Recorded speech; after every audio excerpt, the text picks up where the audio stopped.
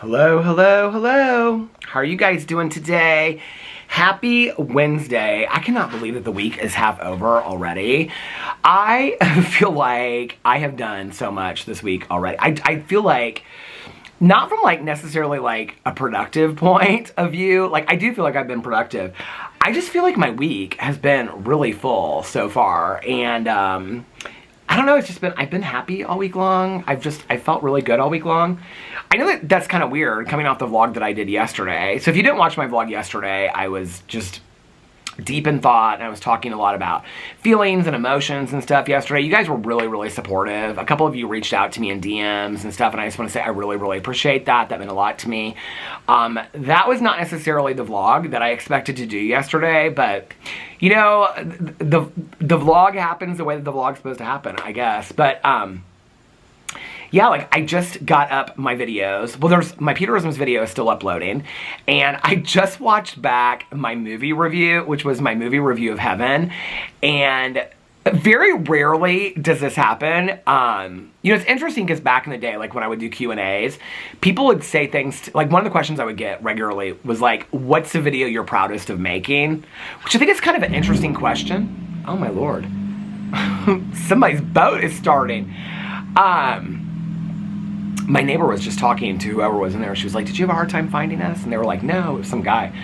And she's like, okay, well, I think she's like hiring them to do some yard work or something like that. But anyway, but back in the day, like on my Q&As that I would do, I would get questions and people would say like, what's the video, like on all of my channels, that you're the proudest of doing? It was, I thought it was like a pickup truck or something. It wasn't. It was kind of like a sports car.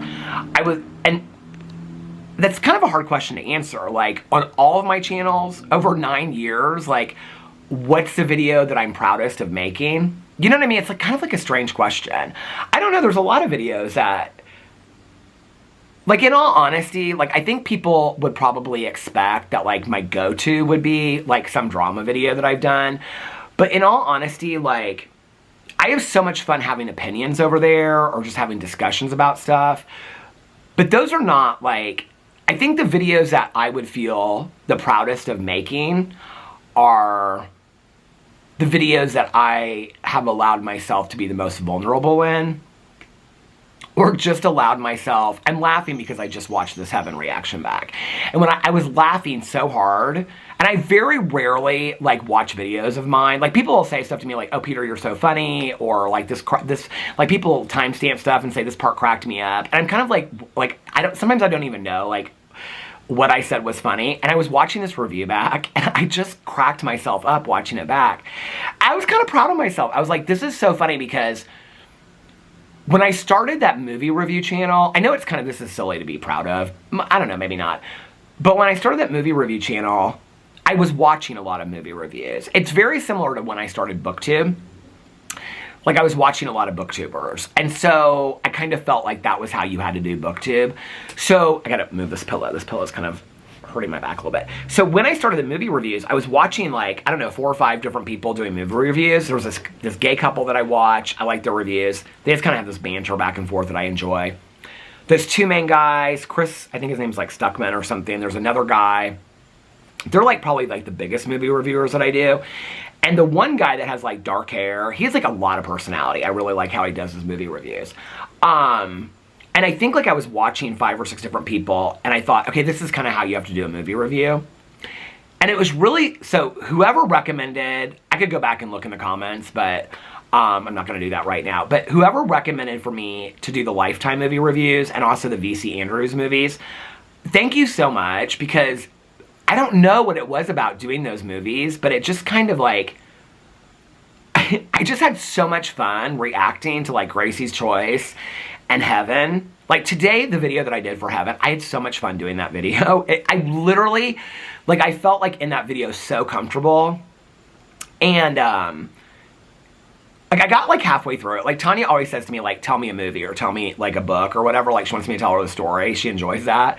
And like in the middle of doing that video, like I felt like this is literally a conversation I would be having with Tanya. Like telling her a movie. Like if I was telling Tanya the movie of Heaven, this is exactly the conversation. And so I guess that's kind of like why I felt proud in that moment. not because I thought it was funny or anything, but because I think it's taken me so long to really, not on this channel so much, but like, I don't know, I always kind of go in thinking I'm supposed to do something a certain way or whatever, and like, it's like, even with the Sister Wives commentary videos, you know, now that I've started watching some other Sister Wives commentary videos, it's like, you know, they include a lot of footage and stuff like that, and I mean, I know how to do that, like, I think people think I have no editing skills. I know how to do all that kind of stuff. I could do a voiceover video. I could include all kinds of video footage. To be really honest with you, I don't enjoy watching videos like that. No diss to them. Like, I watch them because I want to hear the information and whatever, and I like their opinions. But I like watching somebody. That's part of why I like long-form content on YouTube. And so I did forget to include all of my pictures. I had like 10 pictures I was going to include today. And like the McKelty in a top hat, and I had these pictures of, I gotta take my shoes off. Pictures of Robin Brown crying and stuff like that, and Christine Brown's book that I was going to include in my video. I totally forgot to include all of them. I almost went back in to edit all the pictures in, and I thought, I think people by now know that I forget pictures from time to time. By the way, my coffee today is my coffee that I had yesterday, and I didn't finish it, so I put it in the refrigerator, so cheers. This is day-old coffee from yesterday. But I think the reason why, like, doing the Sister Wives commentary, like, when I started doing it, like, I was watching a lot of those, like, commentary channels, and I felt like I had to be, like, a certain way with it. I think, like, if you're gonna do it, like, if you watch some of my Sister Wives commentary channels, you'll know, like, on the majority of them, I haven't done an intro. I've just gone, okay, like, hey, how are you guys doing today? And I get right into the Sister Wives. Eventually, I kind of get, like, tongue-in-cheek and funny and snarky and sarcastic in it. That, like, it takes me a while to get to that point. And today, and maybe it was because I was with Caroline today, I don't know, and Caroline and I just had such a great day today, and we were laughing and I don't know, I just felt real comfortable when I got home today. I don't know, like, I didn't really feel like any anxiety today whatsoever. Going with Tanya last night, I'm going to get into that in a second, was so helpful to me. But I think, like, when I feel, like, when I'm filming a video, and I feel really comfortable filming a video, I really never, like, on my vlogs, feel uncomfortable. I think because I do it so often, I do it every day, and it's kind of how I end my day. But on the other videos, like, sometimes, like,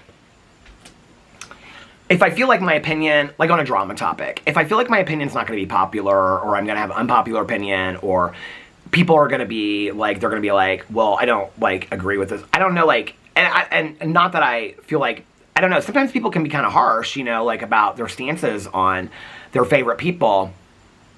And so, like, when I go into it, like, I'm like, okay, well, if you're going to share your opinion, go in and share your opinion, even if people don't like it. Like, it's just your opinion, and they have their opinion too, right? And so, when I feel really comfortable filming a video, I think I feel proud of myself, because in my life, not just on YouTube, that's been a hard place for me to get to a level of confidence or vulnerability even, where I just feel like I can be, like, completely myself on video. Like, that's hard for me. Like, it's taken me 9 years to get to that point, you know?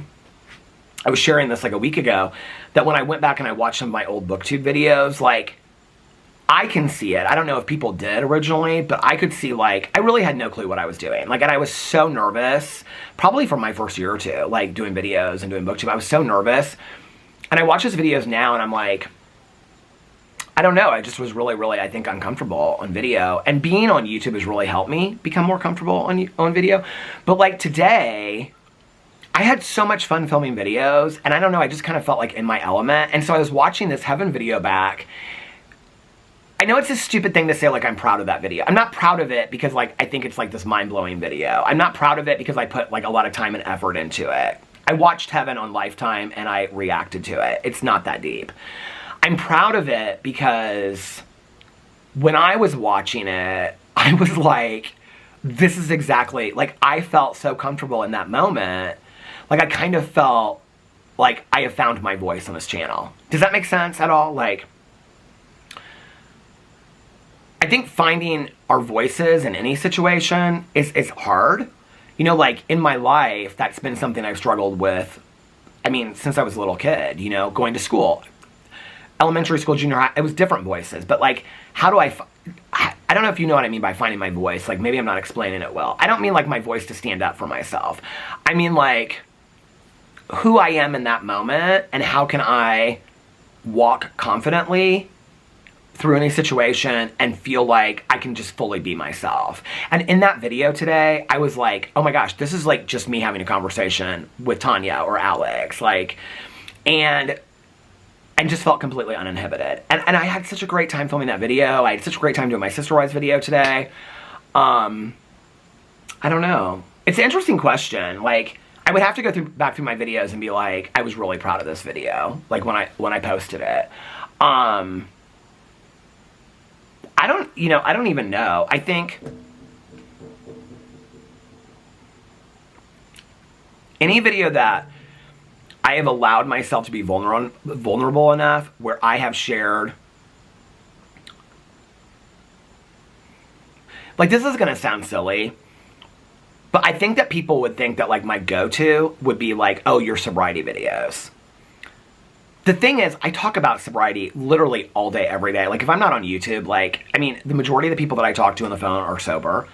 Other than, like, you know, my husband and Caroline.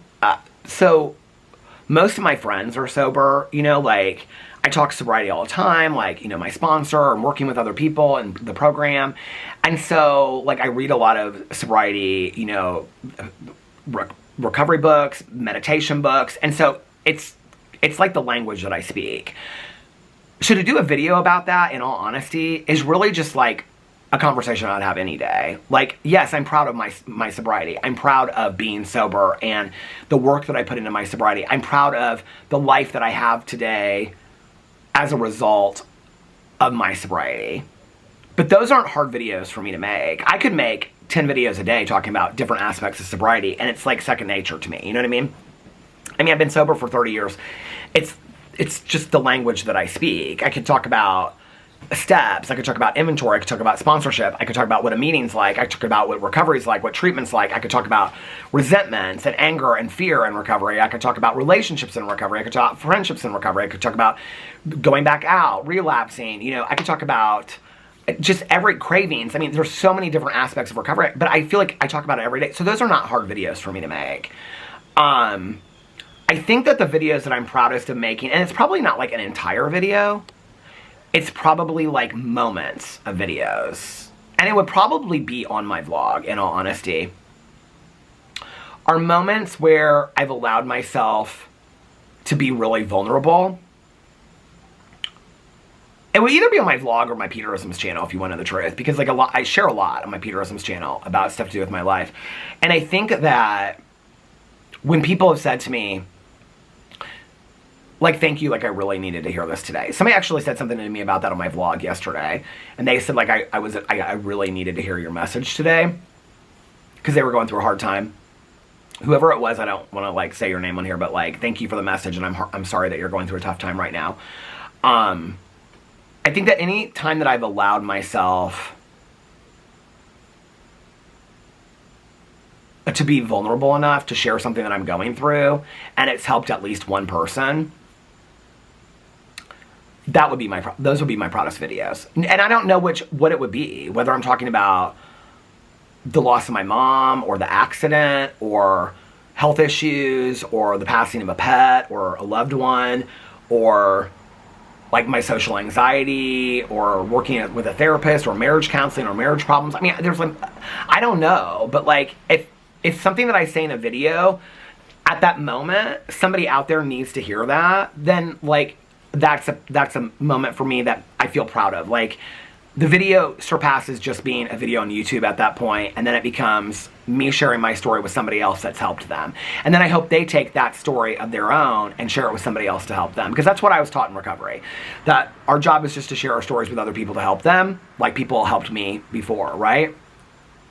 And nothing that I do is like brain science. It's just like, I mean, it's just like sharing moments of my life. It's just like, okay, this is going to sound stupid, but maybe, I don't know. I shared this a couple days ago or a week ago in the vlog. And when I shared it, like, I thought, oh, this feels so stupid, like, even saying this out loud. It's not something that I say out loud. I don't know that I've ever really said it to other people, that I feel this way. It was one of the first times, this is what I mean by allowing myself to be vulnerable. I'm not talking about, I think what people that watch my videos would think, like, is vulnerable to me is, like, there's a lot of things that are real easy for me to talk about.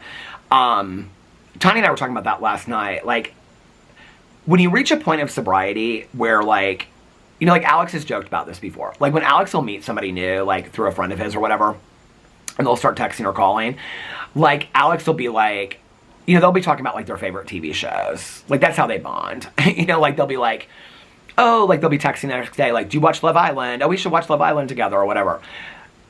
In recovery, it's a little bit different than that. Like, my experience in recovery, that when you meet somebody, it's like, oh, you're an only child. I'm an only child too. Like, oh, my parents were divorced. Oh, my parents were too. Like, my mom was an alcoholic. Oh my God, both of my parents. You know, it's like you bond over, like, trauma, you know, or, like, shared experiences that you've gone through in life. And so it's different. So, like, in all honesty, like, those kind of things to talk about on camera, I've been talking about them for 30 years. Like, that stuff's not hard for me to share. I think it's sometimes those, like, quiet recesses of my mind that I don't think about things, or certain things I don't think about that are hard for me to talk about. And so, like, there was one night on here that I was talking about, maybe it wasn't even on this channel, maybe it was on another channel, but I actually brought it up in therapy last night.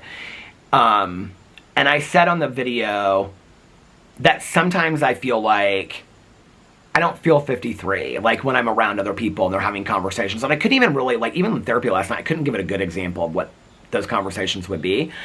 But that sometimes I feel like I'm, like, playing house. Like, I do the things, you know, you pay the taxes and you pay the bills and you get the you know, you call the person to come out and have the sliding glass door fixed, and you do all that. You make the list and put the fireplace on it even though you never get it. You do all this stuff, right? Like, you grocery shop and you make plans and you buy a suit for... You do the grown-up stuff. But sometimes for me, I feel like I'm play acting. Like, it doesn't... Like, I feel like... like, when I talk to other people... I don't really feel it when I'm by myself. I feel it, like, when I'm, like, walking by myself. Like, I was talking to Caroline today and we were talking about, like, peace and serenity in our life. And I said, because when I step off this... So this is what I do when I take my walk. So I put my AirPods in. I tell Alex, I said, I'm going for my walk. And then I put my AirPods on. And then I go to my timer. And I always step off with my left foot. And then as soon as I say, hey, how are you? Hello, okay, how are you? Good. It's a beautiful evening, isn't it? I cannot wait to take my walk tonight. And I was telling Caroline that. I was like, and I was telling, Tanya and I were having this talk last night too. I am so at peace when I am on my walks. Like, I just shut everything out. I cannot wait to listen to my audiobook. Like, I just love to, like, okay, am I going down that street? The leaves are beautiful. Oh, there's a squirrel. Like, I'm just in my peaceful element. And so, like, I literally, I stretch for a little bit, and then I step off the front porch and I hit, like, the timer. And that's how I start my walks. So when I step off this front porch, I just kind of leave it all behind. And Caroline and I were talking about that tonight, and I think, like, what did that have to do with what I was talking about before? I don't even remember. And Tanya and I were talking about that last night too. I don't know, as far as, like, my videos though, like, I kind of, like, forgot what I was saying. I don't know, but yesterday, I didn't even, like, when I got done with my vlog, I felt so good. I felt so grateful that I had the space to share that. Oh, this is what I was going to say. Talking about, like, the feeling like I'm playing house.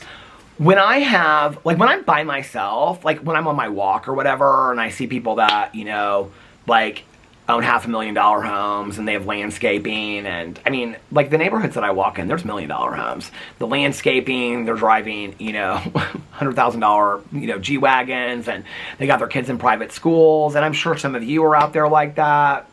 And it's not the money thing to me. It's the maintenance of all of that, keeping it together, and, like, the taxes and the hiring a landscape. That all feels very adult to me, you know? I don't have that kind of money, but, like, on that same level, like, I still pay the HOA fees, and we call the door guy and get stuff fixed. But like for me, it's like I almost kind of feel like I'm playing house sometimes when I'm having conversations with people about that. Like everything that I've had to know in my life, from paying taxes to getting a door fixed, I figure out when I need to know it, if that makes sense. Whereas like I almost feel like I missed that week in school where they taught all that. Does that make sense? Like they taught how to be a grown-up. And so I was saying that to our therapist last night, and he goes, Peter, I think more people feel that way. And so he said, I think more people feel that way than you actually know. And I said, no, I don't believe that. And he goes, I actually have quite a few clients that have shared that same sentiment, that they just feel like, it's not like I feel like I'm 18. I don't feel like that. I don't feel like I'm still 18 in my head. I don't really know how to explain it. It's like, I don't know. I just like, I mean, I know how to book flights and plan trips and save money. And I mean, I don't know. It's just like, but like all that stuff I learned by having to learn. Like, I don't know. I sometimes feel like I'm with people that are like my age, and it's like, I'm like, how do you know all this? Like, do you know what I mean? Like, where did you learn it? And they probably learned it because they needed to learn it too. I don't know. But it was interesting, like when I shared that, whatever video it was, whether it was on my vlog or whether it was on some other channel, there were like 2 or 3 people that were like, oh my God, I feel the exact same way. And I told him that last night. I said, you know, it's interesting because I shared it in a video. And there were a couple people that said that they felt the exact same way. And those are moments that like I feel proud of myself. I don't love talking about the accident in general. I don't love talking about it, definitely on video. I still am so protective of his family. And I still struggle with feeling like it's even my story to tell. Honestly, I do. And I have so many unresolved feelings. And even though I've worked through so much of it, there's still a lot of guilt and remorse that comes up. You know, I'm at a point in my life, and I've done a lot of therapy and a lot of work on this, and I've had a lot of professionals tell me that there's nothing that I could have done, and it was, you know, a breakthrough seizure, and it was a medical, I understand all that. I get that, right? That doesn't take away the remorse and the feelings that I have that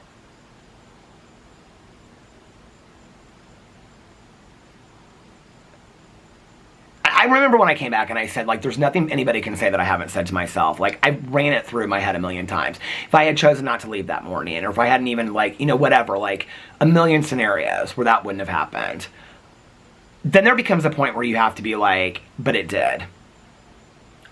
And I can't change that. And if I could, I would. I don't think people really, I don't talk about it enough, so I don't think people really online. Like, I've talked about this before. I've never really in my life ever felt, and I know that this is, like, a lot of people don't relate to this. I cannot think of one moment in my life where I've really seriously, and, like, had a plan to follow through, thought about, like, ending it. Like, I've never been there in my life. And I've been through a lot of shit, like the bullying and whatever. Like, I think it makes me sad today when I see, like, kids going through that and whatever, and even adults, where they feel like that's their only option. I don't remember that ever thinking that was an option for me when I was in high school. I just remember thinking, you're just gonna have to take more of it. Like, I don't know. And like Caroline and I have even talked about it before, like almost kind of like it's a genetic thing. Like, neither one of us have really, like, I've never thought it through to like a plan kind of thing. I've never thought that. That being said, the lingering thoughts of it should have been me just roamed my head every single day, all day long. Like, I would film a video, like, when I came back to YouTube, which was so hard for me to come back to YouTube. I didn't know how to do it. Like, and I was so concerned that so many people were going to be like, oh, he's come back to YouTube, now he's going to flip a fan. And people did say that. And I was like, what am I supposed to do? Like, and I would say that to people, like, you know, people are like, how dare he come back to YouTube? And my friends and family would be like, what are you supposed to do? Like, anybody else would go back to work. Anybody else would, I mean, am I supposed to just sit here in a chair for the next 30 years? Like, I can't change what happened. You know, I can't. And I knew that. And so I don't know what people expected. Like, that I mean, YouTube had been my job before. Was I going to go all of a sudden to Barnes & Noble and get a job there? And would that have been different? That I thought I went on my life, but I went on my life to Barnes & Noble and not online. Like, I don't know what people expected at that time. Not everybody, but there were some people out there that felt that way. And that was really hard for me to come back because I was like, I don't, like, you know, and this is something I also struggle with too, is like any feelings that I have, like I don't feel like I can share those fully because it's nothing in comparison to what happened. You know what I mean? Like, of what they went through. But for a very, very long time, I would say probably about a year ago. I think it was when Boo Radley got really sick was when I really think like that. Because I can remember thinking, I remember like when we got Boo and Tucker. And I was like, you know, I've literally lived a lifetime. You know, it's like, hey, how are you? How you doing? Good. Where's the wife tonight? She at home? She's taking it easy tonight. Tell her I said hi. Do you know, like, it's interesting every once in a while, like, somebody will, like, DM me or whatever and ask me something about, like, working in a treatment facility or whatever. I'm like, that was 18 years ago, you guys. 18 years ago. You know, like, my ex, I haven't been with, and, I mean, we broke up the year before 2007, we broke up. So, that was 18 years ago. It was 18 years ago that I left. Yeah, it'll be 18 years in January that I left working in treatment. I mean, I've had a lifetime since then. I've had 3 dogs since then, and now 2 new ones. I met Alex and I got married. We've been together for 17 years. I mean, that was a lifetime ago. You know, and it's almost kind of bizarre to me that people, like, still bring that stuff up to me and ask me. I mean, I know I talk about working in a treatment program, but, like, even to me, like, I don't really remember a lot about it. Like, you know, it's interesting because, like, a week ago, somebody that I worked with, I wasn't super close with them, but I found out this person had passed away. A lot of people that I worked with passed away because when I worked in treatment, I worked with a lot of nurses and people that were older. I mean, when I was there, I was in my 20s and 30s. Like, I left there when I was 35, you know? I'm 53, you guys. It's been almost 20 years since I worked there. And so when I worked there, I mean, I was 35 and when I left. And I worked with, at the time that I left, I worked with a lot of nurses that were 50, 60. I mean, a lot of them have passed away. Like, lived full lives and passed away. And so, I think sometimes, like, to me, when people are like people don't, like, they're not rude questions that people ask, but I'm like, I don't really remember. Like, I mean, I don't know anybody that works there anymore. Like, I don't know anybody in administration. I don't know any counselors there. I literally don't know any, I mean, I know people that I worked with, but, like, one person I worked with is completely, like, just married and has kids, like, that I was close with. Another person's, like, in a completely different field. Another person is in a completely different field, is, like, at a hair salon. Like, went back to hair school. I mean, like, that was a different life. You know, I haven't been with my ex in almost 20 years. I mean, it's like, I have lived a lifetime. Like, and YouTube is, like, even on YouTube, I've been on YouTube for, like, nine and a half years since I started my booktube channel, since I started posting consistently. You know, I've been with my husband for 17 years. Like, that's a long time. Like, that's longer, plus 5 years, than the entirety of your kids will be in school.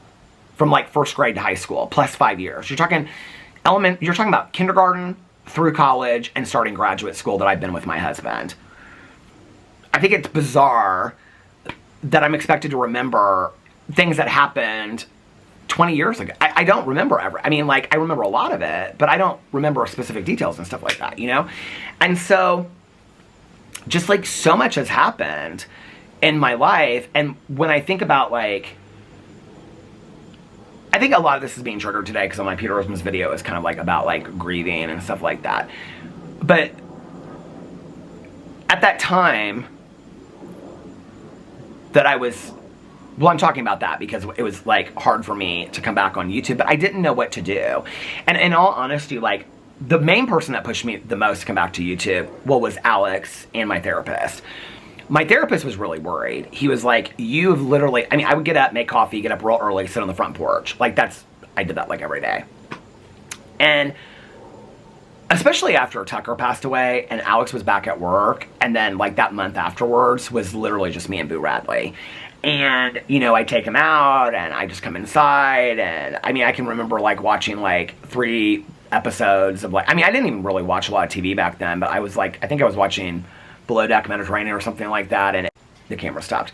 And it would just like one episode would just flow into the next one, and I just kind of, they've like walked around twice now. And it would just kind of like flow into the next one, and I'd be like, before I knew it, it was like 4 o'clock, and Alex would be texting me being like, I'm on my way home. And I just lit in my head, I just was like, I just could not get it out of my head. Like, you shouldn't be here. You shouldn't be here. You shouldn't be here. Like, and I can remember talking to people on the phone, and I just didn't feel like what's the point in me talking to them, and like, what's the point in me making plans? And I remember my therapist said to me at one point, he said, like, unless you're not planning to be here, like, we had like a real serious conversation. And he goes, unless you're not telling me something and you don't have a plan to be here, we've got to start figuring out like how you move through this, like what the next part of your life looks like, because you've got to start that at some point. He's like, you are not helping yourself or anybody else by just sitting there all day long with your thoughts. He's like, it's been like, you've got to do this. I was so scared to come back and film my video, and I knew that the first video back I had to explain what happened. I knew that. Like, that terrified the shit out of me.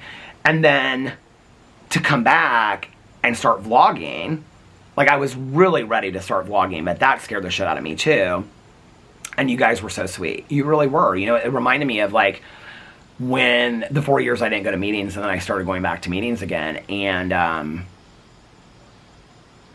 people just were like so welcoming to me. I didn't know how to do that. I don't, I think that's part of it. Like, for me, like, there's been so much stuff in my life that I didn't know how to do. That's what I was talking about when I was like, feel like I'm still like playing house. Like, you know, I got sober, and then I went back to college. And like, when I got out of college and I started working in treatment, then I went back to college and finished my undergraduate degree.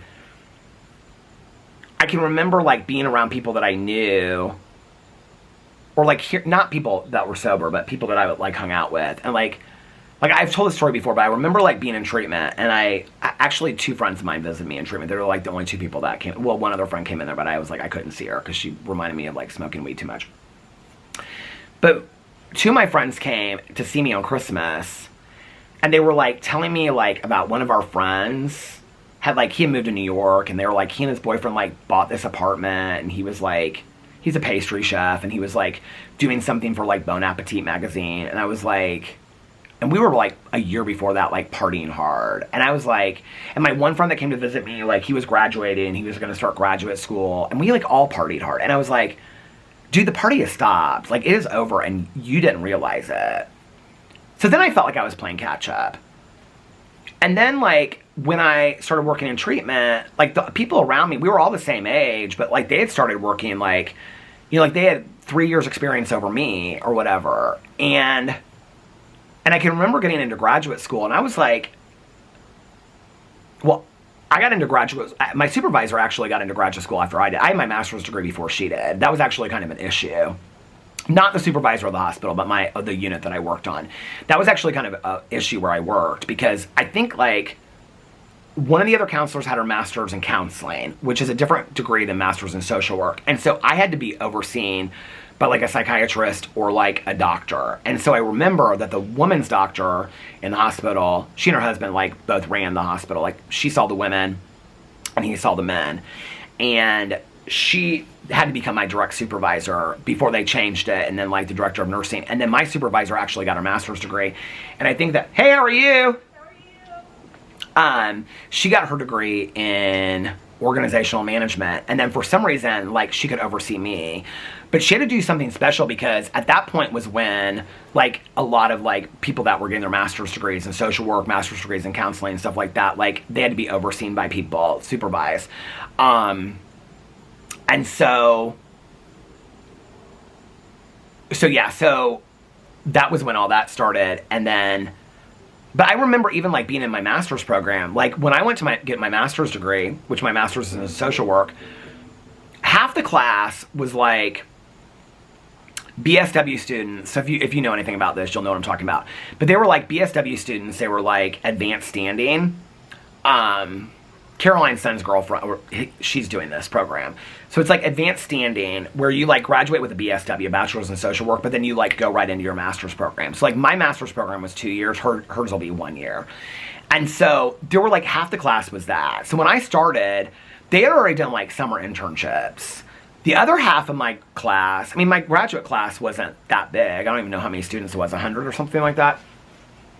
But the other half of the class were people that were like 60. I'd say it was like 40, 40, 20. And so like 40 were like, I mean, young, like 21 coming right in there. I think I was 27 or 26, almost 20. I think it was 27 when I started graduate program, and 29 when I graduated. I don't even remember. But I'd be 26 and I graduated when I was 28 or something like that. But they were like 20 and 21 going right into like the master's program. And then the other 40%, let's say, were people that were like, this was their second career. Like they had already had 30-year careers, like working in a factory or whatever. And a lot of them were like inspired like through their church, or like they had volunteered in social service organizations since they wanted to get their master's degree in social work. And then I say like the other 20% of us were people like me that had gotten sober. There was a couple of us that had gotten sober and we were like working the field. There were a couple people that like they had degrees in other areas, but they were just like, there was some like some women that I worked with that, or that I went to school with, that just wanted to get a degree just to get a degree. Like they like didn't want to work in the field or anything like that. So even then, like I felt like I was playing catch up. And I've just always kind of felt like that, like my whole life. Like I can remember with a friend in New York being like, buy an apartment. What? Like, I don't even have $20 in my account, you know? Buy an apartment in New York City?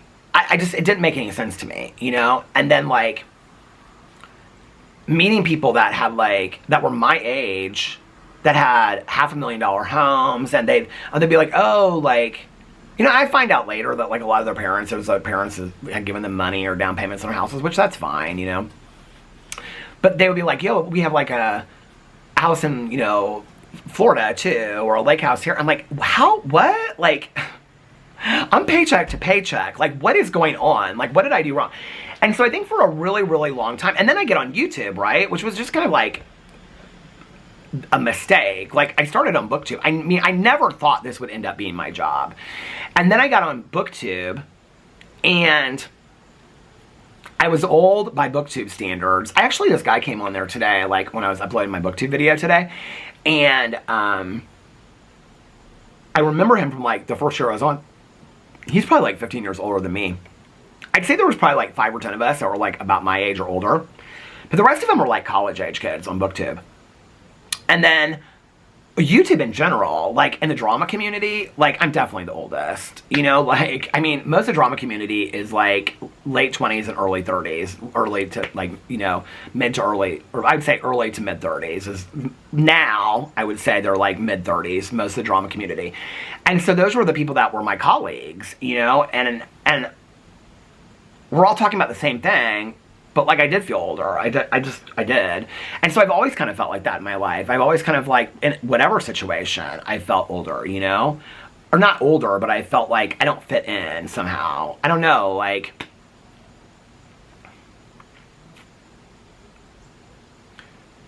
Like, my therapist was asking yesterday, for some reason TikTok came up. And he was like, he's asked a couple times, he's like, you should go to TikTok. Like, and I was like, which channel? I said, I have 8 channels. Which one would I go put on TikTok?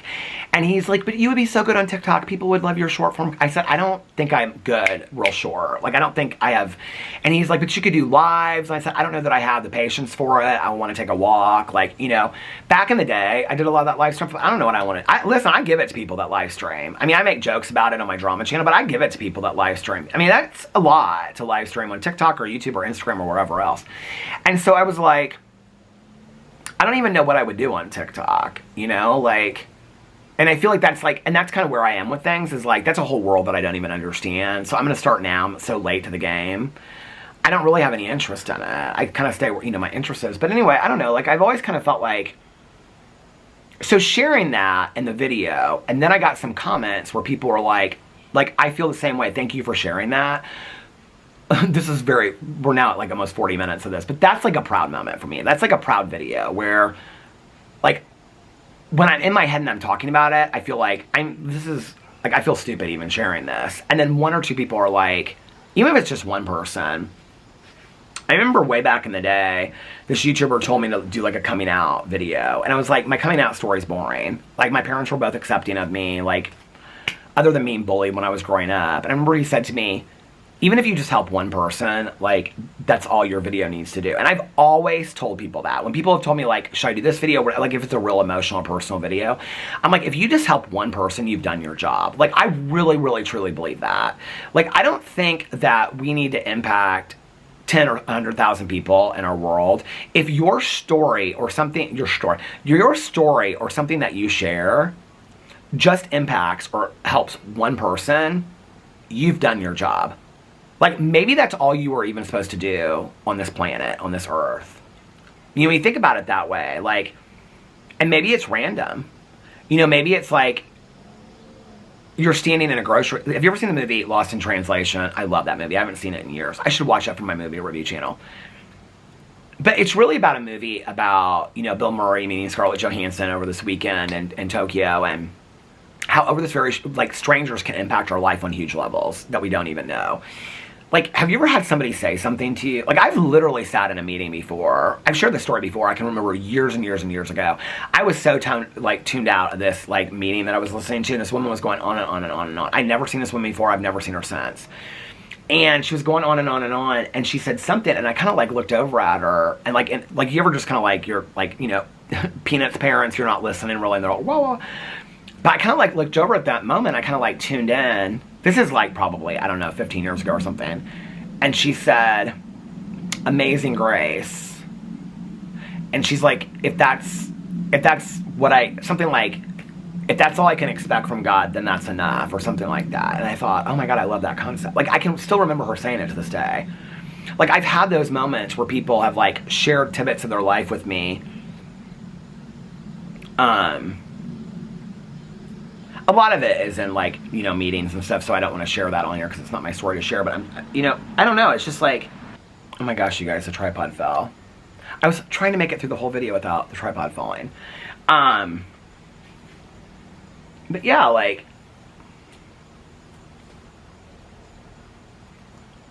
I don't know.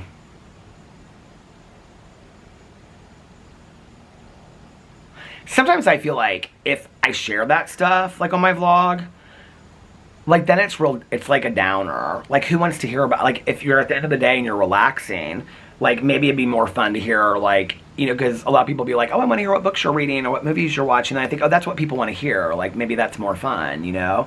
And then I think, well, it's kind of like Debbie Downer if I'm on here talking about, you know what I mean? Like, I don't know.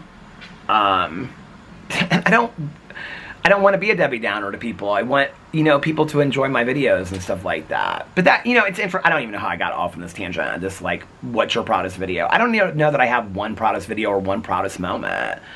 I've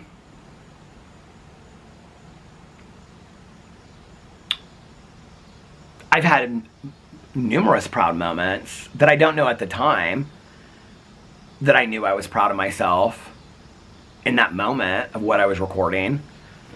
But I think, like, in retrospect, I'm trying to think of something that was, like, a proud moment of mine that I was, like...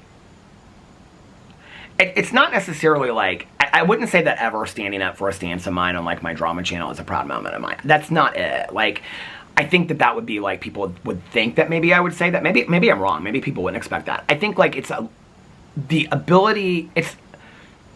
Being proud of something to me is really about not like I did a great job, like A+. That's not how I feel about it. Like, being proud to me is like I worked through something to allow myself to be at that point.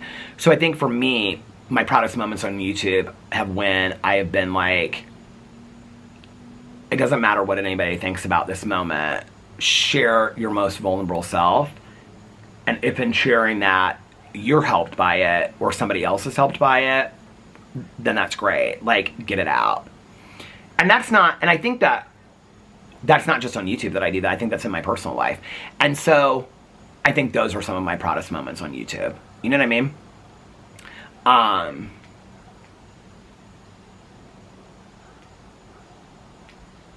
And this channel has definitely helped me do that. I don't know, I'm just so relaxed, like sitting out here, even when I'm sitting inside or sitting in the chair, you know, like I'm just so relaxed to share stuff. So, how did I get off on that for 40 minutes? Okay, so I want to talk about Tanya last night because it was so good for me. It's getting kind of dark out here, isn't it? Oh my gosh. I don't remember what time I started this vlog. Does anybody remember? I don't remember what time I started this vlog, what time it was at that I started it. I remember I was like, before the what do you call it, the tripod fell, I was like at 40 minutes, because I said something about I'm almost at 40 minutes, but I don't know how many minutes after that I was. We'll just say I'm at 40 minutes, okay? It doesn't really matter. So, today, Caroline was coming to pick me up at 12 o'clock, so I got up and, like, got the dogs and all that stuff, got them ready. And then Caroline came and picked me up. I didn't really have anything to do today. Like, I had no errands to run. Tanya took me by the post office last night. I had nothing in the post office, which was funny because I said, well, run me by tonight. That way, I won't have to go tomorrow with Caroline unless I have, like, a package. So what they do is they put, like, a yellow sheet in my post office box and it says, like, the number on it. So then I take it to then they hand it to me. But I didn't have anything, so Tanya took me there last night. I was like, Caroline and I won't have to do that tomorrow, because I knew Caroline had a lot of things she wanted to go do today. And so she, like, had something she had to return at Nordstrom. We just, like, kind of walked around the mall a little bit, which was kind of fun. I'll get to that in a second. So anyway, neither one of us really had anything to do. So, what was I going to say? So the first thing, Caroline's like, well, what do you want to do? And I said, well, I need a coffee. And so we stopped at this place that's right up by us. I don't love this coffee place, but we stopped there. And I got coffee, and she got a water. I was like, you're so boring. She's like, well, I didn't do Pilates today, so she gets water, and then she fills her water bottle with it that she loves. And so, hello? And so I've talked to this neighbor. Well, that was her husband, but I've talked to her like 3 times today already. I talked to her before Caroline came, when I was waiting for Caroline. I talked to her after Caroline dropped me off, and then I talked to her when I was doing leash training with the dogs earlier. Somebody's getting out of their back seat, though. I don't know who that is. She looks so cute. She's got this little blue sundress on. She dresses so cute. Oh, look at her little bag. It's so cute, too. But anyway, so Caroline and I are laughing so hard today. We were just, the whole day was so good. So all of a sudden, she's pulling into the post office. I wasn't even paying attention. And she's pulling to the post office. And I was like, oh. She goes, what? I said, I don't need to go to the post office. Tanya and I ran by here last night. And she goes, okay. We started laughing. So then she goes, I need to go to Costco. And I go, okay. She's like, well, I want to get Mums at Costco. So we go to Costco. Caroline gets a cart. We go inside. She forgot to lock her door. So then she had to go back out to lock her door. We go inside. We go to the Mums. Caroline gets inside with this cart, okay? And she goes, it was packed in Costco. And she goes, I really don't need anything except for Mums. And I said, well, people keep on telling me there's these Pendleton blankets here. So I want to see, because I've been talking about how I love the Pendleton fleece blanket. So I said, I want to see if they have these blankets. And so they do have the Pendleton blankets at Costco. They're not the ones I want. I was like, maybe, but they weren't the ones I wanted. So they had like throws that are real small. I didn't really like any of the prints. And then they have bigger ones that are like queen size that I would use for the bed. But they're almost kind of like a fake fur material. The one I have is fleece. Well, I have 2 of them. They're the same print. I have a king size one, and then I have like a twin size one that I use every day on my side of the bed because Alex is like, it's too hot. They do have them, but they didn't have really any prints I liked. So, and they were like $34 for the big ones and like $19, whatever. So Caroline and I, we go through the whole store. We look at the books. We look at everything. We push the entire cart through the whole store. Don't get one thing. Caroline goes, well, I want to get Mums. So then we go over, and there's literally like, all the Mums are as you walk in. So she's looking at like 2 racks of Mums inside the store. And like all these people are around us. And Caroline looks at me and she goes, I got to get out of the store. And I go, well, do you want to get the Mums? She's like, I'm not getting Mums today. So then she's like, well, where else do you want to go? She's like, I need to go to Trader Joe's. She's like, I'm completely out of mac and cheese. I have no other time to be over here in the next week. I was like, okay. Because she eats like mac and cheese on Weight Watchers like every day. from Trader Joe's because it's 3 points. So we go to Trader Joe's. They had all their fall stuff out, their new fall stuff. So I bought that because I was like, I don't know when the next time I'm going to be at Trader Joe's. I mean, I only get out of the house like twice a week, right? So I was like, I'm going to get this stuff at Trader Joe's today. Trader Joe's was packed. So Caroline outside, they got all the mums and the pumpkins. $3.99 pumpkins. But Caroline, like, she was like, I think she got like, is this a UPS person? Am I getting something from UPS? I don't think I ordered anything. But Caroline, she got like 2 pumpkins, and I was like, if you get these pumpkins today, Caroline, like, they're gonna be, is this for me? It can't be for me. I don't think I've ordered anything. I said, Caroline, if you get these pumpkins today by Halloween, because we're gonna do Caroline's for Halloween. I mentioned it last week, and then she's like, yeah, if it's just you and I and Alex, it'll be fun. And so now she's gonna try to get to some other people together too. It is starting to get dark out here. I think I looked up the other day and it said sunsets at 7:45, right? I'm not used to like vlogging in the dark yet, so we'll just have to deal with it. But anyway, so she got these pumpkins. She got like a white pumpkin and one small orange one, and then her mac and cheese. I got a bunch of fall stuff from Trader Joe's, because like I said, I don't know the next time I'll be able to get back to Trader Joe's. And I got food too, because I needed, like, I have no food here. So unless I want to DoorDash every single night, I have like nothing to eat, except for like frozen mozzarella sticks, and that's not healthy for me. So I got some food too at Trader Joe's. So I was like, but Caroline, if you get your pumpkins now, they're going to be like mushy by Halloween. She goes, well, when are you going to get yours? I said, I'm going to wait a couple weeks. So then after that, we were on the way home, and she's like, do you need to stop anywhere else? I said, I don't need anything. I said, I went with Tanya last night to Meijer, and I got a bunch of stuff that I needed. Because last night, I mean, I don't ever get to just, like I said yesterday, just go to the grocery store and just walk around. Tanya and I were at Meijer for like an hour last night. It was so nice. So this is probably going to get darker because I'm going to finish this whole story and I'm not going to turn the light on or anything. So it'll just be what it is today. And then I'm going to render it and then go for my walk as soon as I get done. Anyway, so she's like, well, do you want me to take you home? Well, it's like 1:30. And I was like, I really want to be out a little bit more. And she said, well, I got to return. She said she made $60 today. She goes, I got to return a pair of shoes to Nordstrom. I said, Nordstrom or Nordstrom Rack? She goes, no, Nordstrom. I said, oh, I'll go with you. I said, I want a pair of those like UGG, like shoes that are kind of like slippers. But I tried them on while I was there. And I was like, they're real fuzzy inside. I don't think I honestly would wear them. They're just like, I think they make my feet hot. I don't know. Does anybody have them? And Caroline said, aren't those kind of like 2 years ago? I go, yeah, but like Uggs, like they're whatever. But I just don't really think that I would wear them. So anyway, we went to Nordstrom. I looked all through the clothes and the jeans. I don't really, I wasn't really in a shopping mood today anyway. So then I was like, okay, I need a new computer. And I said, I need to know. Oh my God, you got the dog this time. Trade one for the other. Aww, she's so sweet. Where are the boys? They're inside with their dad. So her little dog is so sweet. She's like a little dachshund, and she's like 13, 14 years old, and she's so good with Walter and Otis. Cause they're like, bring them down here. So I bring them down, and they're so good with her.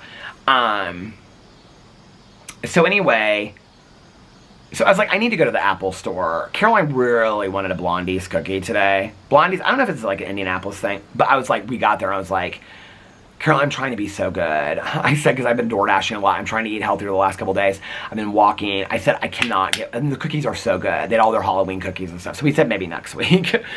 But anyway, so we went to the Apple store. I don't know, the guy that helped me, I didn't feel like he really understood what I was asking. Because he was like, so I looked at an iMac, the Air, and then I looked at an iMac Pro. Does anybody know, who's texting me? Nikki, she was texting me how it was cousin fun day. I want to text her when I get off in a second. I don't really know which one I need. Like, so I use, like, if I save anything, I use an external hard drive, so I don't need tons of memory. I do like the Pro better, but it's literally like $200 or $300 more. I mean, I haven't bought a computer since 2017. I was like, I'm not getting a computer today. I said, I need to look at my computer. I need to, like, know what I need, but it's time for me to get a computer. I need to get a new computer. So in the next month, I'm probably going to get a new computer. So he was like showing me like the Air, like the Pro, the quality of the pictures is better. I don't know that I really care about that. And I said, which one I said, is like the Air kind of like people aren't buying? And he goes, no, the Air is our best seller. I go, then why do I need to pay $300 or $400 more for the Pro? He goes, well, you don't need to. And Caroline's like, well, I have my Air, but my Air is about as old as yours. And she was like, I still love it. I like that it's 13 inches. The Pro that I looked at was 14 inches, and I like that the Pro was black. But he also said, like, the Pro, you don't, like, have to put the thing in. It has, like, a memory card reader in it. I don't know. Does anybody out there, like... First of all, I'm probably... Like, he's like, do you use any other software? Like, I use iMovie. I'm not, like, technological. Y'all know that when it comes... I don't need, like, heavy-duty hardware stuff. Like, I'm not the YouTuber that does that. I just basically need a computer like anybody else does. I am not... Like, I don't mind paying another $300 or $400 to get the Pro versus... I mean, to be honest with you, they're both kind of similar. It's, like, more like, how much storage do you need? If I save my videos, I save them on external hard drive, so I don't need a lot of storage. Battery life, all that kind of stuff. Can anybody out there tell me what they prefer? If you know out there, I would love to hear that. You can email me or DM me if you don't feel comfortable putting it in the video. But I just don't know, and, like, even if I, like... I mean, anybody that I'll talk to on YouTube will be like, get the Pro and get the most expensive one. Because anybody that does YouTube always has the most expensive camera, but I have found that you don't need that stuff to do YouTube. I mean, some of the people that I know that are real successful don't have a lot of that kind of stuff. But I've also known people that have like $10,000 cameras. And I'm like, I don't think I need that. A lot of people I know film on their phones, and they're like, you're on a camera right now, this Canon GX. I'm telling you right now, like, iPhone, like, is 100 times better than this camera is. 100 times better the camera is on an iPhone. Even if it's, like, 3 generations old. So you don't need all that stuff. But I do want a computer that, like, I can travel with, and that, I don't know, like... For me, it's like, I like the black over the silver of the, you know what I mean? That's where it's stupid for me. But anyway, so we did that, and then we walked to Blondie's Cookies. Caroline was like, I think I should get my ears pierced today. I go, why? She goes, don't you think I need something new? I was like, no. We walked through Madewell. I didn't realize they had a men's section in the store at the mall. They have such cute clothes. But $198 for jeans, just plain jeans? No, that's a lot. I mean, I know that that's kind of average for expensive high-end jeans today, but these are real plain jeans. But that Madewell stuff, that brand, for women, I've loved it for years. Like, if I was a woman, I would wear a lot of that Madewell stuff. I love, what's the other? Youth for People and Madewell. I would like, is it Youth for People? What's that? What's the brand? It's kind of like Beatnik, Boho, kind of. I love, Tanya wears a lot of that stuff. What's it called? Do you know what I'm talking about? I love that stuff. And Madewell. Oh my God, with like the crisp collars and the pinstripe shirts and the jeans. I love that look on women so much.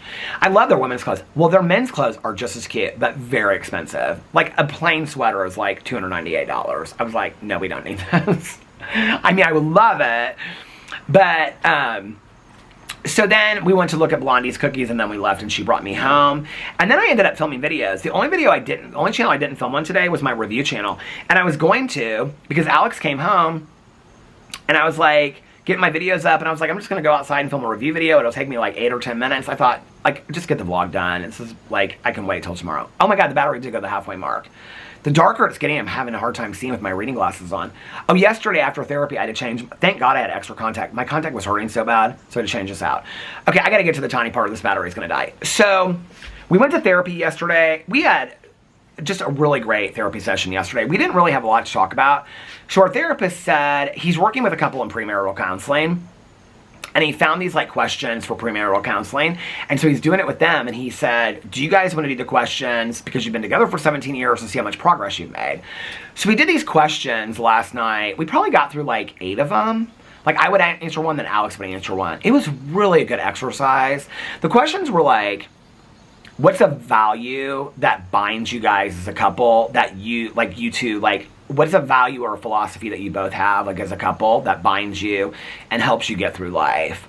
Like, one of the questions was, like, for Alex, like, what's something that, like, a random act of kindness that Peter does through the week that he probably doesn't know, but, like, really makes you happy? And so, it's just really little stuff. The questions were really, really good. And then we also talked to him because I wanted him, because I see the doctor this week, I wanted him to explain to Alex the whole anxiety situation and the possibility of meds and the difference between ADHD anxiety, the ADHD-driven anxiety, and generalized anxiety disorder. And I don't even know that I have generalized anxiety disorder. I've never said that. I mean, it's just like, they think it's like symptomatic, but it's been going on for so long that we don't know. So I was explaining to him, like, I was having him explain to Alex, like, that was like 5 minutes of the session, because I had that appointment, and then, like, if that something changes, I want Alex to understand that, like, you know, the therapist's point of view on it. So anyway, so we explained to Alex. Alex is like, I'm totally fine with whatever. So then after that, he dropped me off at Tanya's, okay? So Tanya was like, we got in the car. She couldn't get an appointment for her feet. I wanted to talk mostly about this date night with Tanya last night, date night with my best friend, because I had so much fun. And I know the battery's going to die. But anyway, so Tanya was like, I got in the car. Alex dropped me off, and so he said hi to Tanya. And then she was like, okay, what do you want to do? And I said, I don't, like, did you get a, she was like, I couldn't get a foot appointment for us for our feet to get done. And she was like, do you want to go to a meeting? And I looked at her and I said, I really don't, honestly. Like, I just want to have, like, a night with my best friend, because we don't ever do this anymore. Like, you know, our schedules are so different. I don't drive. So I said, do you care? She goes, I'm good to pass the meeting, too. I said, do you just want to hang out? She's like, let's just hang out. She goes, what do you want to do? She goes, I will do whatever you want to do. I said, I want to get a dirty soda. Because she's like, do you want me to go take you to get a coffee? And I was like, no, there's this gas station in Noblesville. Okay, it's like kind of like gas station. It's an old gas station. Gas station, head shop, 6,000 vapes. And then, you know like how some gas stations have like a Subway in it? But this is like, they just have like some old, like, you know, mom and pop sandwich shop in there. But now the sandwich shop's gone. And now it's a dirty soda place called Darty Soda, D-A-R-T-Y. I don't know if it's like a joke. Actually, I took a picture of it last night, and then I took a picture. So Tanya was like, that's fine, because she had to drop off something at this office in Noblesville as well. So here was it at. Oh, look, these are these Madewell sunglasses that I really like that I saw today. They were $75. I don't think that's that bad. And then I took pictures of the clothes for Alex, because I think he would look really cute in some of these Madewell clothes. And then I took pictures of the MacBook. Okay. Got this book, The Pumpkin Spice Cafe. You all heard of the book, right? I'm doing a read-along on my BookTube channel. Because I asked Nikki last night, I was like, do you want to read this? Tanya wouldn't read it with me. So, here it is. You can't see it. Dirty sodas. And then, when we were in the parking lot, Tanya and I took a picture. She got a smoothie. She got a strawberry smoothie. And this is my dirty soda. And I can't remember. I asked him, I said, which one? Because they made them with Sprite, root beer, Coke. You can make them with anything. Diet Coke. But I was like, I wanted one of the Dr. Pepper ones. And I said, what's your favorite one? They had Berry Blaster. They're very much like similar to Swig, but like their own version of it. So the Dr. Pepper ones are, they have Mountain Dew ones too. Berry Blaster, Island Breeze, Frostbite, Darty Dr. Pepper, Lemon Colada. So I said, which one's your favorite? He said, Dirty Dr. Pepper. And that's Dr. Pepper, coconut, fresh lime, had 3 lime slices in it, and coconut cream, like half and half. It was really good. Tanya tasted it. She's like, this is way too sweet. I mean, I would probably get it with a Diet Dr. Pepper in the future. I couldn't drink it every day. Like, it was really fun to have it, but I couldn't drink it every day. So then Tanya's like, I said, I just want to go to the grocery store. We can go to any grocery store. She goes, you want to go to Meijer? I said, I don't ever just get to go to the grocery store and just, like, walk around and look at stuff. I said, so maybe not just a grocery store. She's like, let's go to Meijer. We haven't gone to Meijer forever. So we went to Meijer, and she took the country roads there. We talked and told stories and listened to country music the whole time. It was so fun. And we went to Meijer, and I walked all around Meijer, got a James Patterson book, because that's one of the things that reminds me of Tanya. Got the Pumpkin Spice Cafe book. And, I mean, Tanya and I laughed so hard. We found each other and lost each other. We were smelling all the candles. We were looking at all the dog costumes. We had such a good time. It was so good for me, you guys. It was so good for me to go hang out with Tanya last night. And we weren't even gone that long. Like, I was home by, like, 10 o'clock. Alex dropped me off at 7. I was home by, like, 10. It felt like hours that I was with her. And so, it was so funny because her husband called, like Eric called when she was bringing me home. And on her phone, like in the car, it comes up, my baby. And so, when I said, my baby, she goes, when I answer it, just say my baby. And so, when it answered, I go, hey baby, how's my baby doing? And Eric started laughing. He's like, Peter? So the whole time, Tanya and I were talking to Eric, we're like, baby, hey baby. He was laughing so hard. So anyway, so then we were driving home. I said, can you just please take the long way home? So she took the long way home from Meijer.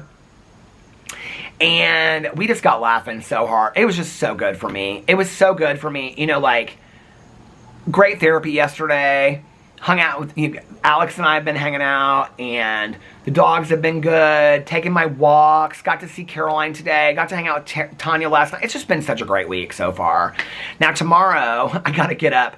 They're coming out here to take final, I don't know how many measurements they need to take. Final measurements on our window, on our sliding glass window. Final measurements. I'm like, I thought we ordered it already. So they're coming out here tomorrow at 11, so which isn't really that early, but I got to get up and have the dogs ready to have them do their final measurements. So anyway, last night, Tiny brought me home. I got some pasta salad last night, so I was eating some pasta salad that I got at Meijer, and talked to Nikki for a while on the phone, and then I went inside and I was like, I did my prayers and meditations and stuff, put up the vlog, and I was like, I'm gonna do like what I did back in the day, like when Tanya and I would get a James Patterson book, and so like Alex had been hanging out with the dogs all night long, and so like they were kind of settled down when I got home. So I was like, I am going to read this. Well, I laid down and I rested with Alex for a little bit and the dogs. And then I was like, I got up, talked to Nikki. And then I was like, I'm going to do what I did back in the day with Tanya. I'm like going to read this James Patterson book. So I went in and I poured myself a Diet Dr. Pepper. And I sat down with my light things on. And the dogs were really good. I like, because I'm trying to like get them used to me sitting in the chair reading, because usually like they want a lot of attention. They come up like, Dad, Dad. And I put them in the chair, then they jump down, and that's like the first 2 hours. But they were really good last night while I read, and I read like the first 16 or 17 pages of the James Patterson book that I got. It's about some girl. Some police officer finds this girl that she comes into this diner. She got like naked. He thinks she's like an angel. Do y'all know what I'm talking about? It's not bad. But it reminded me so much of back in the day. Like Tanya and I go in the grocery store, and then me reading James Patterson. It was so good. And then, I didn't know what to, oh, Big Brother, 2 hours is on. I'm ready for the season to be over. Oh, maybe it's a double eviction. No, that's tomorrow night's the eviction night. But anyway, so I was like, I'm trying, there's that Black Rabbit came out on Netflix. I really want to see that. I think it's with Jason Bateman. There's like a bunch of shows that Wayward with Toni Collette is coming out next week. There's a bunch of shows coming out right now that I really want to watch. And the next month, a lot of shows are coming out the next month that I want to watch. Wednesday, I haven't watched yet. So I'm like, I got to finish Wednesday. Or I got to finish, sorry, not Wednesday, War of the Worlds. So last night I watched 2.5 episodes. I had like episode 5, half of episode 5 of War of the Worlds, season 2. Episode 6 and episode 7. And now all I have is episode 8, and then I'm done with season 2. So I watched those last night. The dogs fell asleep real quick right next to me. And then I went to bed, and it was such a nice night last night. I have a good life. I have a really, really good life. Caroline and I were talking about that today. We're talking about winning the lottery or something. And then she's like, yeah, I think we have a pretty good life, though. And I said, we have a great life. And it was like, we didn't even do it. Like, did I talk about this already, or did I talk about this in another video? I think I talked about it in another video.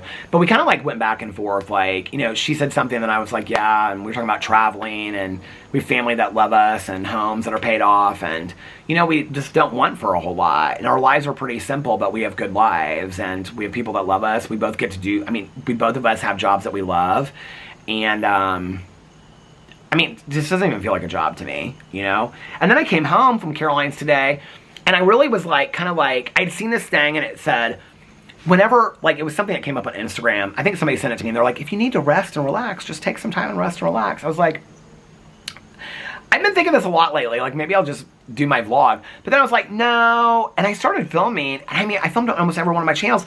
And I had such a blast. It was so fun. It was so fun. I just had a good week. This has been a good week.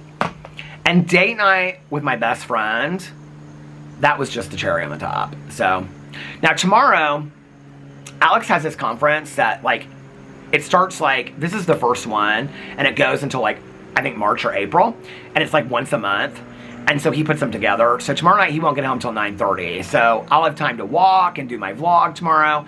I'll be up early, because I gotta get the dogs ready for the door people to come here, so I'll probably start filming tomorrow early, so I'll be, like, get my stuff done tomorrow.